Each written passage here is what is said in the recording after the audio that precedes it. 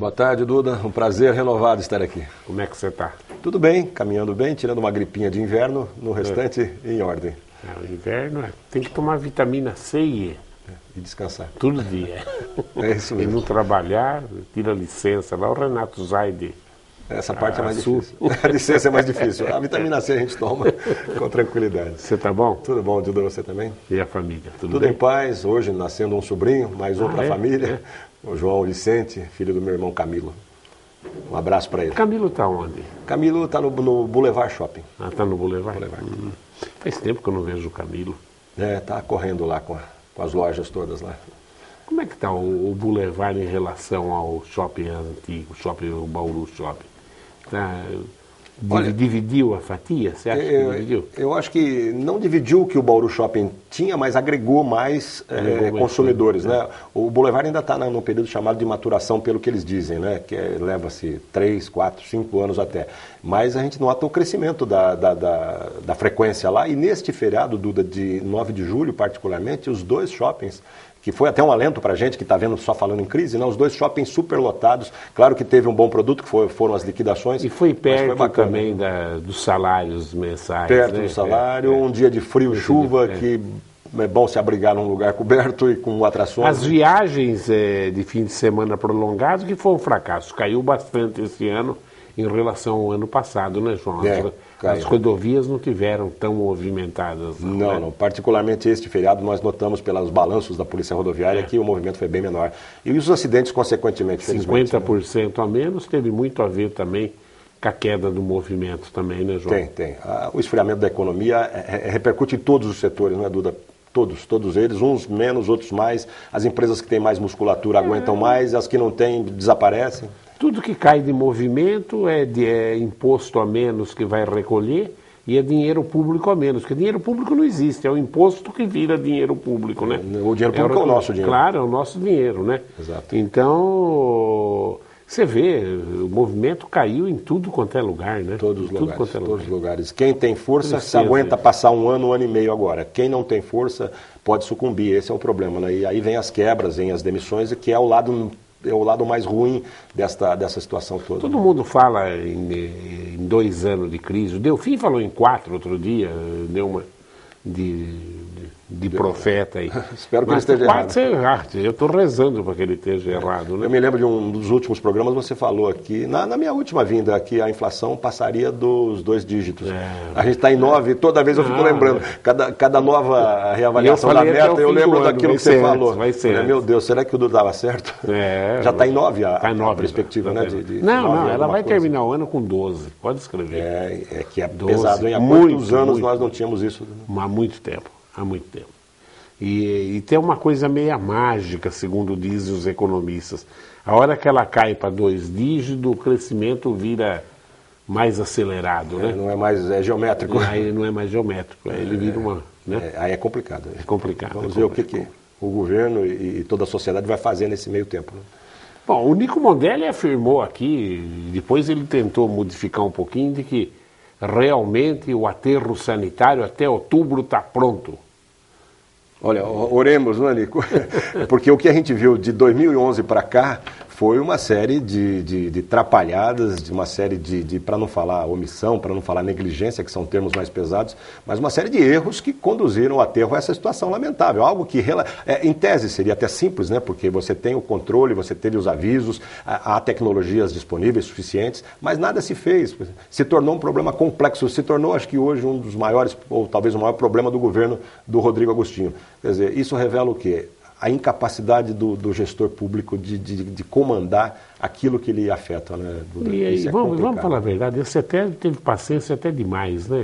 Tem tido muita paciência. E também não tem jeito, como é que eles não vão ter paciência? O que eles vão fazer? Eles são um órgão público e tem que pensar no público. A cidade não pode sofrer porque alguns gestores dormiram no ponto. Falharam. E isso tem sido feito, a CETESB tem tido um comportamento interessante, firme, ao mesmo tempo que ela é firme nos pareceres técnicos, ela também é compreensiva e ela consegue uma fórmula de fazer com que a cidade corra para resolver o seu problema. Esse aterro que o Nico está dizendo é um aterro provisório ao lado do atual. Isso demoraria mesmo 4, 5 meses para ficar pronto. Mas esse também não resolve o nosso problema. Depois temos que partir para uma outra grande solução. Mas pelo menos a CETESB deu prazo até ali só também, né? O último prazo é esse. Eram 6 meses. E o transporte do chorume? A Câmara berrou, abaixou... Mas ficou feio isso daí também, não, João? É mais um subproduto, até é mesmo um subproduto do lixo, né? E é um subproduto da incompetência também, o chorume. Porque é uma lagoa que vai subindo, que é visível olho nu, que é possível se redimensionar a cada momento, se preparar alternativas para que ela não transborde, mas isso não foi feito também. Assim como o espaço para depositar o lixo não foi aumentado, a lagoa também não foi preparada para esse transbordamento. Isso tem que ser previsível, né, João? Está enchendo a lagoa. Mas é tudo óbvio. Não tem nada que... Não é, por exemplo, algo que está enterrado, que você até pode dar um desconto para uma surpresa qualquer. Isso para não falar dos preços todos praticados, né, no transporte desse chorume, um preço altíssimo, isso seguramente é confirmado. Por que motivos a gente não sabe, e a Câmara tem falado sobre isso, né? E com razão, tem levantado questionamentos. Por que um preço tão alto se outras cidades pagam menos, se outras empresas pagam menos? Muito menos. Então isso tudo se soma a um estado de coisas lamentável. Não adianta a gente ficar criticando o Rodrigo, porque é o nosso prefeito e ele tem que estar animado. Agora o boato é que ele está desanimado. Como é que você vê, João? Você que conversa mais com ele do que a gente aqui da TV Prevê, entendeu? Dizem vereadores, claro, o vereador no vídeo fala uma coisa, fora do vídeo fala outra para a gente, né? De que ele realmente está pedindo para que o governo acabe. Como é que você vê isso? Pessoalmente, Duda, nas vezes que eu tenho contato com ele, eu não sinto desânimo, eu não sinto que ele entregou os pontos.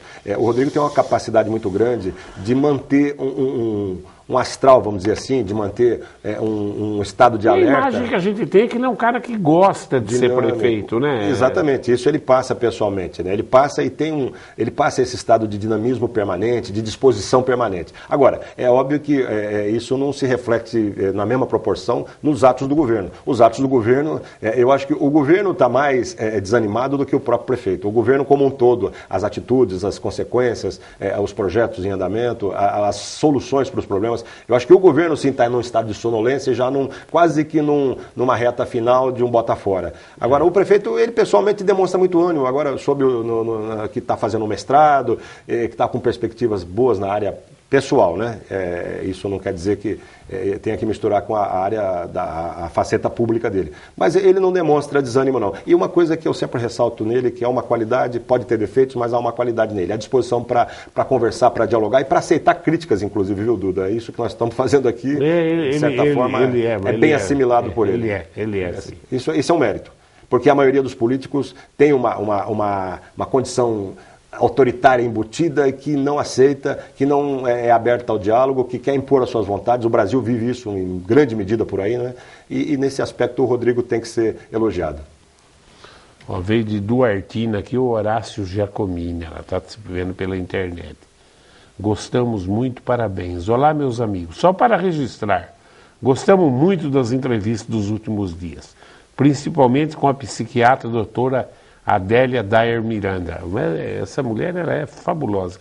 O que eu recebi de e-mail elogiando, ela é didata. Então você pega um assunto que é da população, e também com o advogado especialista em direito previdenciário, Ailton Tipó.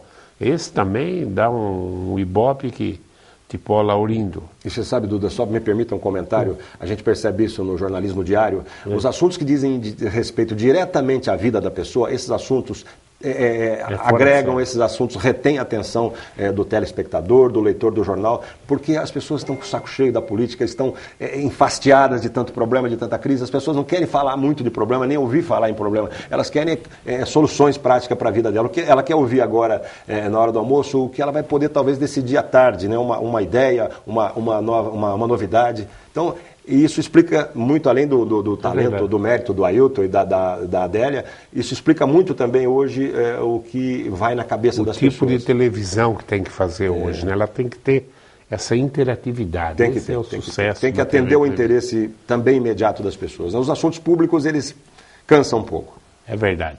O Horácio Giacomini disse que agradou muito a ele e a esposa dele.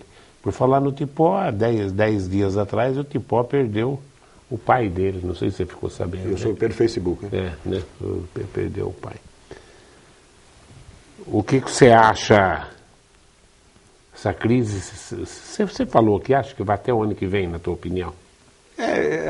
A gente é uma situação complexa, a gente não tem uma noção exata, nem os economistas, na verdade, têm, os políticos também não têm, porque estão divididos, não é, Duda? Vai depender muito da conjugação dos fatores políticos com os fatores de medidas econômicas, e nós vemos aí um momento muito nebuloso. João, Duda, e além da crise, Bauru tem outros problemas seríssimos que são independentes da crise, né?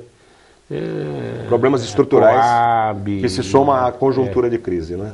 Né? Exato. A dívida da Coab, dívidas que vêm agora sendo aí, confirmadas, inclusive por instâncias do judiciário, né? Temos os problemas, o tratamento de esgoto, tem o problema do PAC, que é uma incógnita, se vem, se não vem. Hoje eu li uma matéria que... O tratamento de esgoto não chegou nada ainda também do dinheiro. Nada, né? nada. E o governo, eu vi uma matéria hoje, Duda, num site, dizendo que o governo deve 2 bilhões para empresas que já fizeram obras do PAC. E essas empresas estão perdendo a crença na capacidade do governo de honrar os compromissos. E com isso os PACs também acabam se reduzindo. E nós estamos na dependência de dois, o do esgoto, do tratamento, e o PAC do asfalto, né? Se não vier dinheiro do governo federal, porque o Brasil nos últimos anos vira imposto e é o governo federal quem administra as obras. Se não vier, a coisa vai ficar pior ainda, viu, João? Porque o modelo de país gestado nos últimos anos centralizado tudo lá. E dependeu majoritariamente do investimento público, né, Duda? O governo injetando dinheiro na economia para girar de uma forma talvez artificial a economia brasileira, o parque industrial, a economia como um todo não crescendo. Não deixou o dinheiro ficar nos municípios, né, João? Ele leva para lá para depois centraliza para distribuir, mas isso causa uma falsa sensação de prosperidade e você não reforma também as instituições, o país, as situações trabalhista, fiscal, política.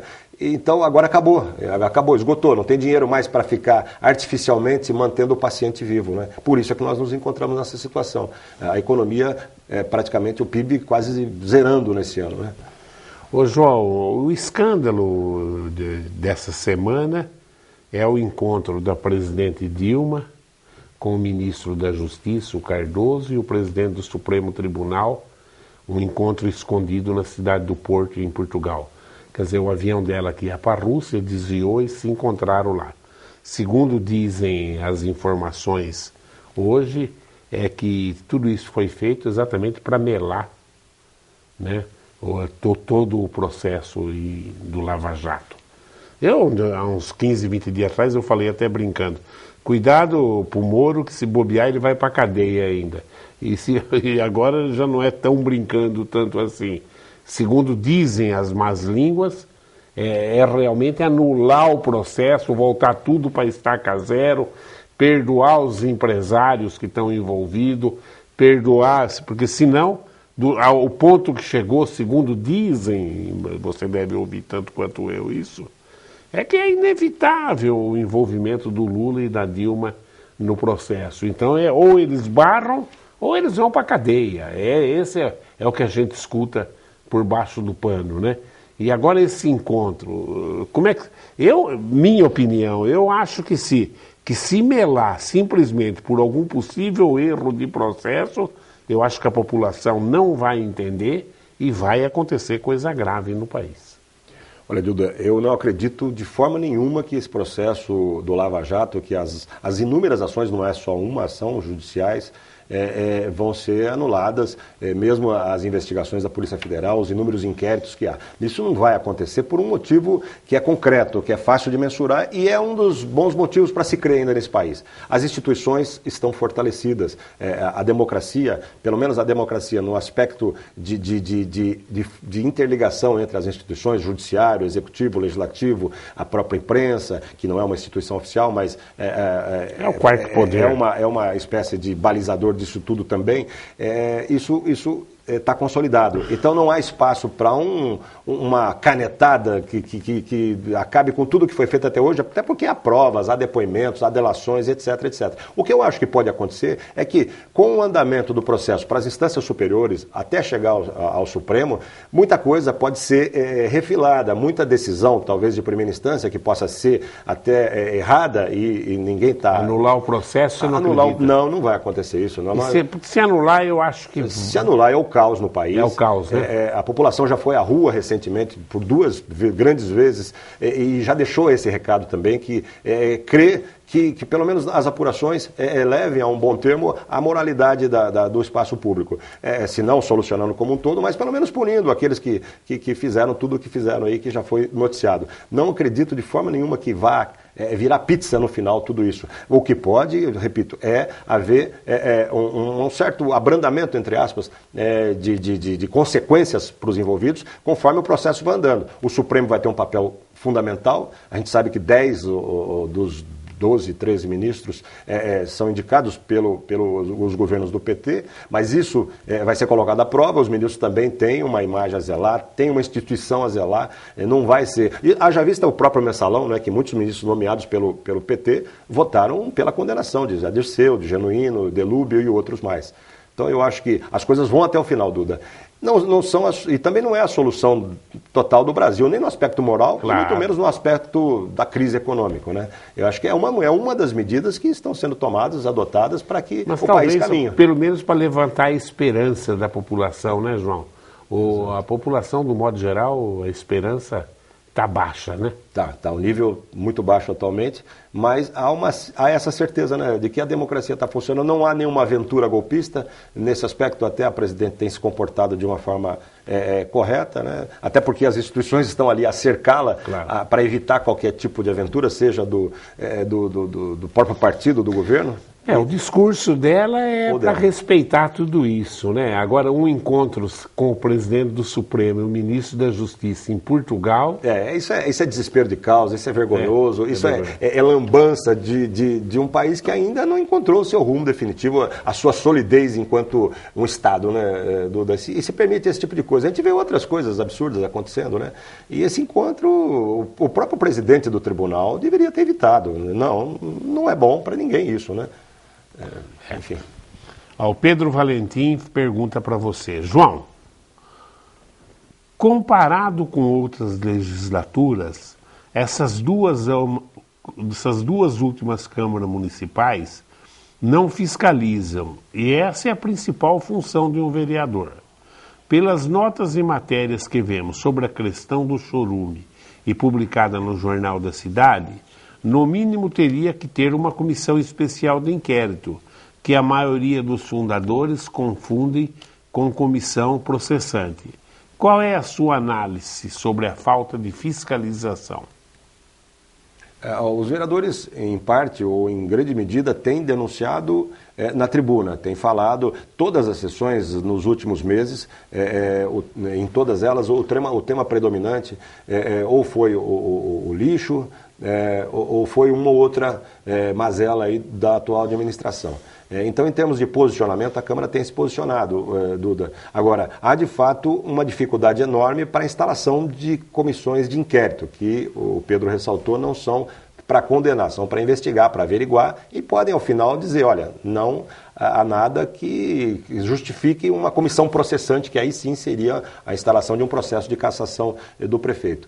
Mas essas dificuldades, elas são naturais até desse momento em que nós vivemos, um momento em que muitas coisas acontecem ao mesmo tempo, o país está todo esfrangalhado em termos de mundo, de segmento público, há muitas situações que a gente até já comentou, várias delas aqui, mal paradas, confusas, e isso acaba refletindo, né, no próprio poder legislativo também. Há um certo imobilismo, há um certo, não diria descrença, mas há uma incapacidade do agente político de propor ações e essas ações serem aceitas até pela própria sociedade como algo sério, como algo que vai ter consequência. E aí, claro, aí tem todo o mundo de bastidores na política, que inclusive tem uma frase que diz o seguinte, que uma SEI a gente sabe onde começa e não sabe onde termina. Isso quer dizer o seguinte, a gente tem que tomar cuidado com a gente mesmo, porque essa SEI pode pegar a todos nós aqui indistintamente, claro. Pode ser ruim para todos. Aí é a questão da visão do político brasileiro, que está sempre preocupado também consigo próprio, com o próximo mandato.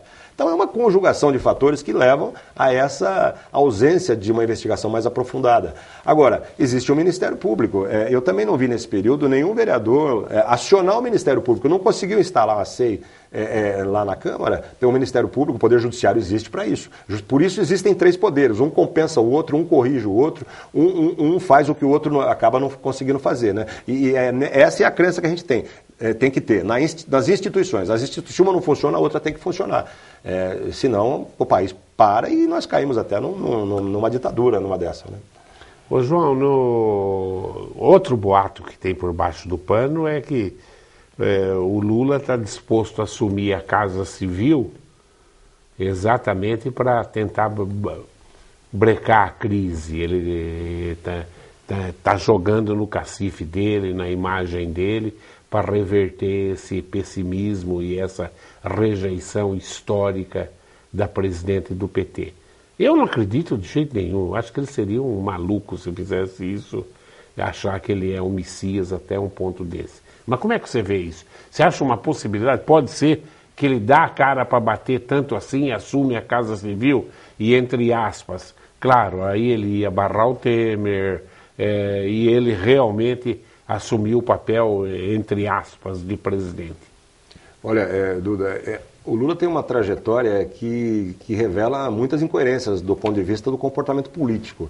É difícil saber exatamente o que ele está pensando, o que ele está planejando. Eu soube ainda hoje que há uma pergunta que se faz e que até a própria presidente anda fazendo, que é a seguinte: será que para o Lula, enquanto projeto de poder dele para 2018, não seria interessante esse governo terminar agora e não ficar agonizando mais 3 anos e meio, inviabilizando inclusive a eleição, a possível candidatura e eleição dele à presidência da República? Há essa pergunta no ar e que a própria presidente deve estar fazendo. Por outro lado, o Lula também tem preocupações seríssimas com as investigações da Lava Jato. Então, ele também não pode se desgarrar do governo e rifar esse governo ao ponto de a coisa escancarar, de forma que ele acabe também sendo alvo da operação, como você bem colocou, por estar muito próximo, né? Ele e a própria presidente. A presidente diz, por outro lado, que não vai, disse na semana passada, que não vai pagar pelo que os outros fizeram. Ou seja, o equilíbrio de forças interno ali no governo está muito frágil. Some-se a isso a base aliada que também está debandando, principalmente o PMDB, que está em dúvida, está discutindo até a viabilidade do impeachment ou não. Então o governo está estabelecido em bases muito frágeis e qualquer situação depende ali do momento. O Lula vai dar a cartada dele de acordo com os seus interesses também, é claro. Agora, ele tem compromissos com a presidente, ele elegeu, é do PT, em tese tem toda uma situação a ser preservada. Ele criou a presidente, criou, ela não tinha tem responsabilidade sobre ela. Então, o Lula deve estar num momento crucial da vida política e pessoal dele, pensando no que fazer. Por exemplo, aí, o Tarso Genro, falando em criar uma frente de esquerda, que seria nada mais, nada menos do que uma possibilidade do PT se reagrupar num outro patamar, numa outra situação, caso as coisas corram de mal a pior, o partido acabe até desidratando de tal forma que desapareça. Então, há uma série de situações sendo engendradas, sendo articuladas, tudo visando o interesse, antes de mais nada, de cada um. O Lula tem os seus interesses. Eu não acredito que ele vá para a Casa Civil, que essa seja a solução, não, até porque seria uma desmoralização da presidente da República dizer que, olha, o próprio partido a demitiu. Mas ela, mais desmoralizada que ela está, também é impossível. Mas acho que ainda consegue manter uma certa fleuma, um certo controle da situação, Duda. Ela levar o Lula para a Casa Civil significa total. Levar o Lula para governar. Claro. E ela sair de cena e virar uma rainha da Inglaterra, que de certa forma ela já é. hoje pela fragilidade da base política. O PT só está no governo porque entregou o poder político, ou perdeu o poder político para o PMDB, o Congresso é o centro de decisão política do Brasil hoje, Senado e Câmara, e o poder econômico está nas mãos do Joaquim Levy, que não é um petista, que não comunga das mesmas linhas ideológicas do PT. Então, o PT não tem o poder no país hoje, olha que coisa interessante. Ela é quase hoje já uma rainha da Inglaterra. Agora, pode ficar pior, e eu acho que isso vai depender da movimentação de bastidores aí, do que pensam os atores. O Marquinho, o vereador Marquinho da Diversidade, ele dá os parabéns para a TV de trazer você, que toda vez que você vem, você aborda opiniões muito interessantes. Viu? Obrigado, Marquinho. É o famoso Marquinho. O Beto do Parquinho, uma vez você falou que ia investigar isso aqui, o Beto está perguntando, Jabur, e o dinheiro da venda do BAC?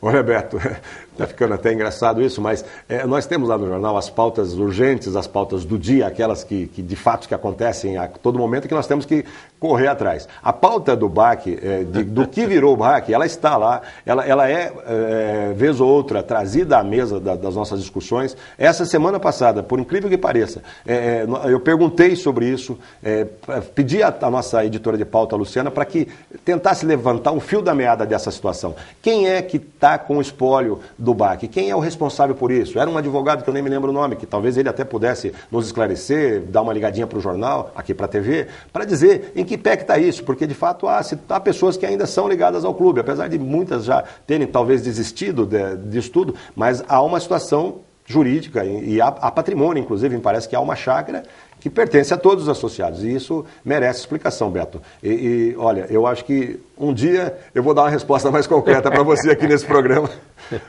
ou você vai ler no jornal, né? O Wesley Machado, ele aproveita as férias do trabalho para acompanhar as edições ao vivo do Enfoque. Quero cumprimentá-los, é sempre um prazer poder acompanhar suas entrevistas, sempre dinâmicas e assertivas. O Wesley, se eu não me engano, é da Anhanguera, é sim. É. Um abraço, Wesley, agradecemos a sua opinião e elogiou você. É um cidadão ativo, ele escreve... Você sabe quem é o Wesley, né? Eu conheço, assim, pelas cartas que ele escreve para o jornal, para a Tribuna do Leitor, pela movimentação dele aí na sociedade, é uma pessoa ativa. Eu verifico as opiniões dele, às vezes, na rede social. É um cidadão ativo e preocupado e responsável com a comunidade. Já que nós falamos na Anhanguera, eu lembrei da Faculdade de Medicina. A Uninove ganhou em Bauru. A Uninove já tem medicina em São Paulo, eles têm um certo know-how. Será que isso que pesou? Mas tinha gente da região que estava querendo também, né? Como é que você viu a Uninove? Mas a FIB não tem medicina, mas a Unimar estava na parada. Estava na parada, isso, eu ia citar a Unimar. É um conjunto de decisões. A USC não entrou, a Unip não entrou, né? Não, com pedido não. Não pedido. Olha, Duda... E a USC e a Unip instala a hora que quiser, eles são universidade, né? E pode conseguir o curso, né? Consegue também. Eu vejo, assim, inicialmente, como uma boa notícia para a cidade a vinda de um curso, ainda que privado, de medicina. E quero crer que foram usados argumentos estritamente técnicos para a escolha da faculdade. A Uninove, como você disse, já tem faculdade, é uma das maiores, se não me engano, né? Já tem a medicina. Ela e a Unip são as duas maiores faculdades privadas do Brasil. Certamente isso pesou na hora da decisão que, repito, espero tenha sido muito técnica. É verdade. E não política, né? Porque sempre há essa desconfiança. Uma coisa interessante que eu gozado. Hoje o Relvas foi na minha sala, o professor Relvas, né? O Relvas foi para a Argentina, foi de férias, está lá mais de 10 dias na Argentina, voltou hoje. E ele estava lá a hora que o Chile ganhou da Argentina. E eu disse aqui na TV Prevê que eu tinha admirado a grande mídia no Brasil, não explorou essa rivalidade do Chile com a Argentina. Porque o argentino odeia o chileno e vice-versa. O problema começou no canal de Beagles, né? O Chile fala que é dele, a Argentina fala que é dela. Quase chegaram à guerra. Quase chegaram à guerra, mais de uma vez. E quando teve a Guerra das Malvinas, o Chile apoiou a Inglaterra, né? Até para defender a própria ditadura deles na época, eles apoiaram a Inglaterra e o argentino não engole isso. Então o Relvas chegou, hoje esteve na minha sala de manhã, falou, Duda, você não imagina o desastre que foi o Chile perder da Argentina. Aí eu senti o seguinte, perder do Brasil, tudo bem, mas não podia perder do Chile. Né? A Argentina perder do Chile. E diz que o Messi ficou como um traidor da pátria. O Relvas diz que... Então tem programas na televisão, do povo ligar assim. Você acha que o Messi traiu a pátria? Olha que coisa, isso que é impressionante. Você acha que ele se vendeu? O Relvas que teve uma pesquisa do tipo assim... você acha que ele deve continuar na seleção argentina, ser convocado? Diz que é unânime. Não. Ninguém mais quer saber do Messi. Você vê que entre o êxito e a derrota é só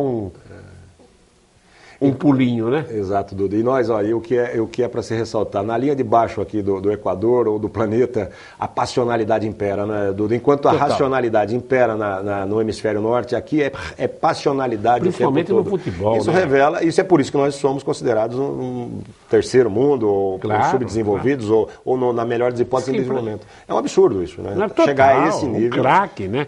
Mas que gozado, mas ele não jogou nada, nem contra o Chile, nem contra a Alemanha na Copa do Mundo. O futebol é um mistério. Finais, né? O futebol é um mistério, né, Duda? Não encaixa às vezes. Ele não encaixa. Lá no Barcelona ele ganha tudo. E na Argentina, na seleção, ele não consegue ganhar nada. É o futebol que não é uma ciência exata. O futebol é uma coisa de possibilidade. Ele jogou bem durante a Copa do Mundo, até que foi considerado o melhor jogador da Copa do Mundo. Quando foi contra a Alemanha, não jogou nada. E contra o Chile não jogou nada também. Não sei se você assistiu o jogo também. Eu assisti. Eu acho, Duda, eu não sei, palpite de quem não é leigo no assunto e gosta de futebol. Eu acho que é muita concentração de responsabilidade e mais do que de responsabilidade, de estrelismo em um ser só. Isso vale para o Neymar aqui também em relação ao Brasil, né?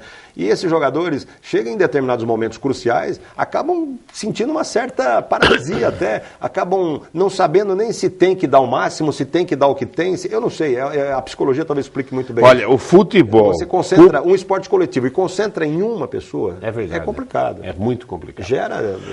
E ele marcou o golzinho dele de pênalti lá, daí os argentinos erraram tudo os pênaltis, né? A culpa não foi dele, né?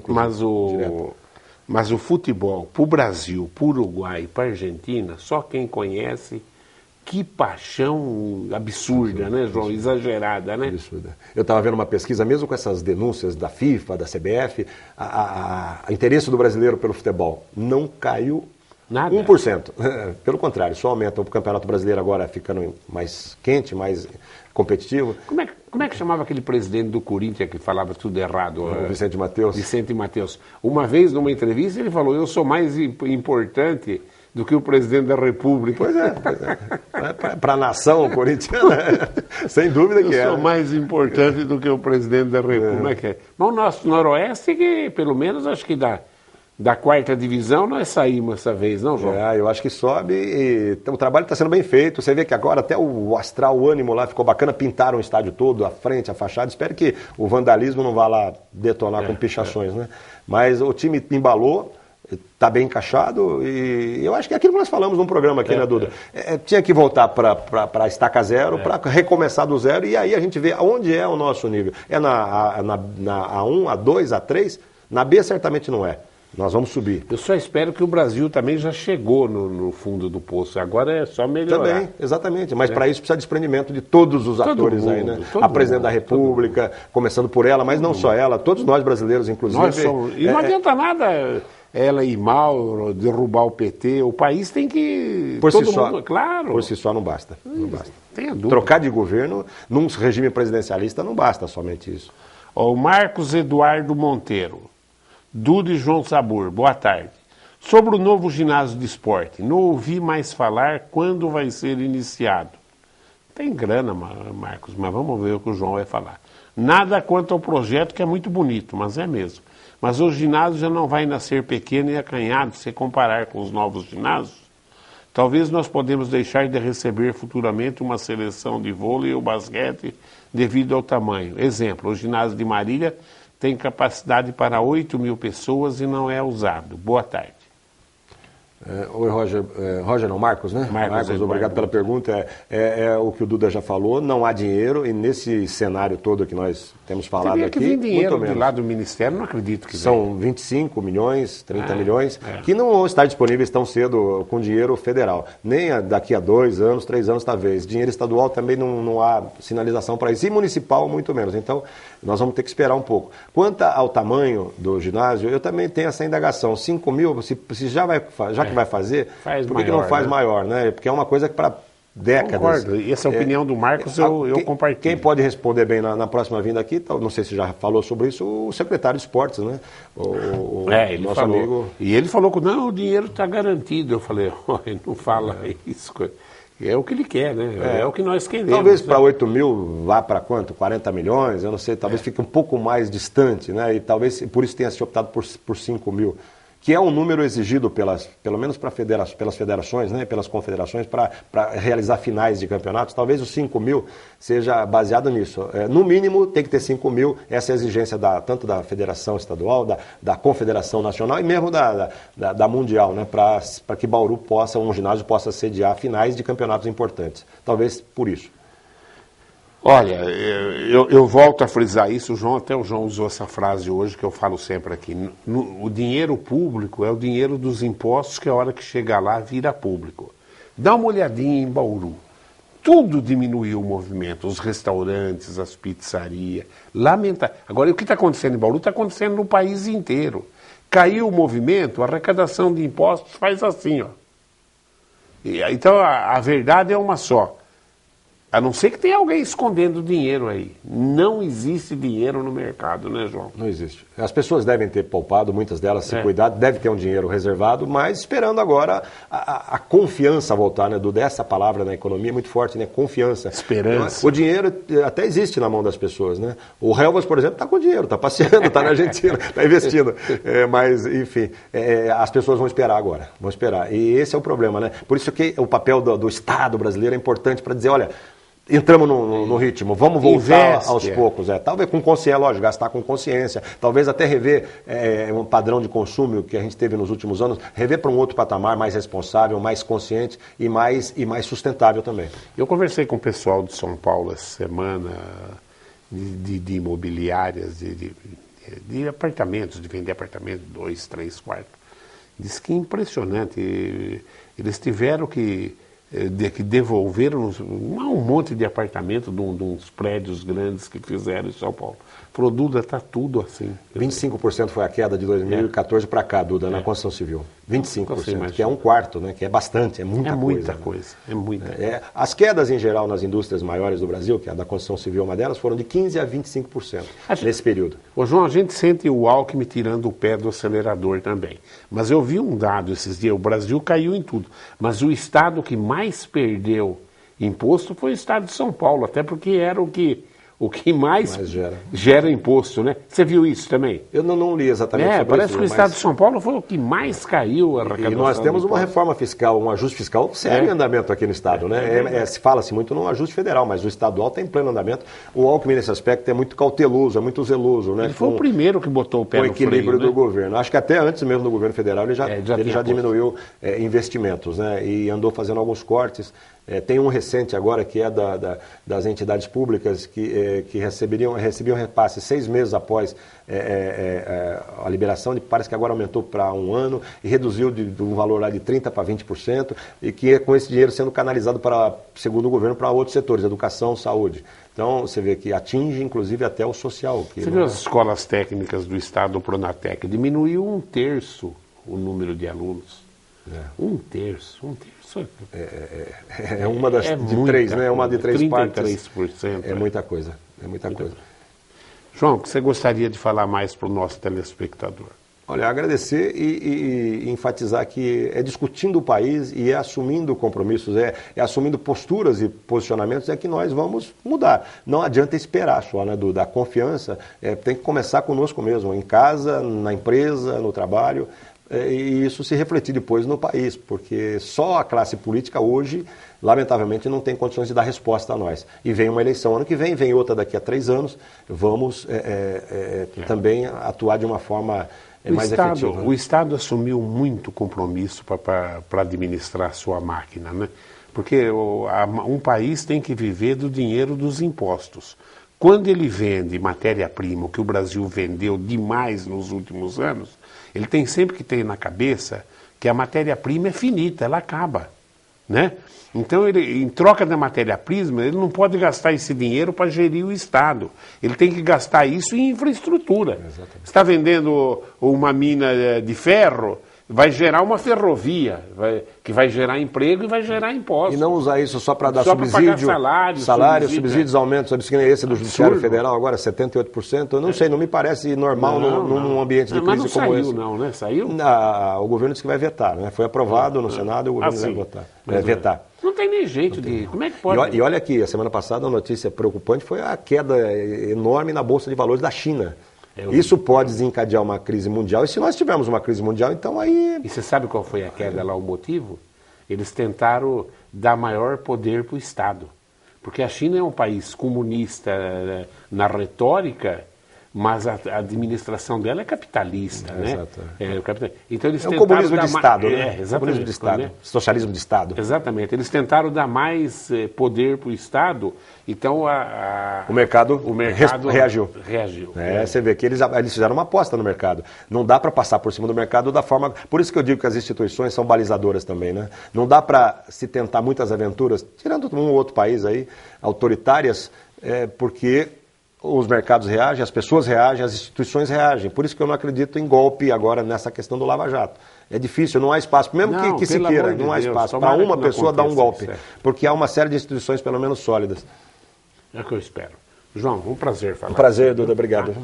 Bom, eu agradeço a sua audiência e continue aí ligado nos horários alternativos da TV Prevê.